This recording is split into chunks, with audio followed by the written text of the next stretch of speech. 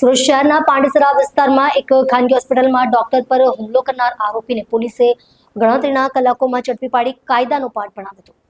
આ ઘટના ગઈકાલે રાત્રે પાંડેસરા વિસ્તારમાં આવેલી એક ખાનગી હોસ્પિટલમાં બની હતી। જાણકારી મુજબ એક દર્દીના સંબંધીઓ હોસ્પિટલમાં આવીને હોબાળો મચાવ્યો હતો। આ દરમિયાન તેઓ ડોક્ટરની ચેમ્બરમાં ઘૂસી ગયા અને એક ડોક્ટરને તમાચો મારી દીધો હતો। આ બાબતે મળેલી ફરિયાદ પર પાંડેસરા પોલીસે તરત જ કાર્યવાહી કરી અને હોસ્પિટલના સીસીટીવી ફૂટેજની મદદથી આરોપીની ઓળખ કરી હતી। સીસીટીવી ફૂટેજના આધારે પોલીસે આરોપીને ઝડપથી શોધી કાઢ્યો અને તેની ધરપકડ કરી હતી। પોલીસે આરોપી પર સંબંધિત કલમો હેઠળ કાનૂની કાર્યવાહી કરી છે। આ બાબતે વધુ તપાસ ચાલુ છે।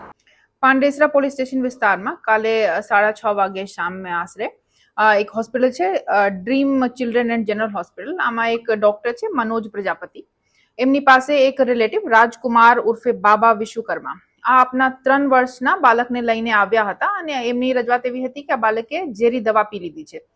તો એના પછી ડોક્ટરે સલાહ આપી કે એમને એડમિટ કરવું પડશે અને કદાચ જો મરીજ સિરિયસ હોય તો એમને બીજી જગ્યા પર રેફર કરવું પડી શકે છે। તો આ પછી આ લોકોએ ઇલાજ નથી કરાવ્યા અને ત્યાંથી જતા રહ્યા।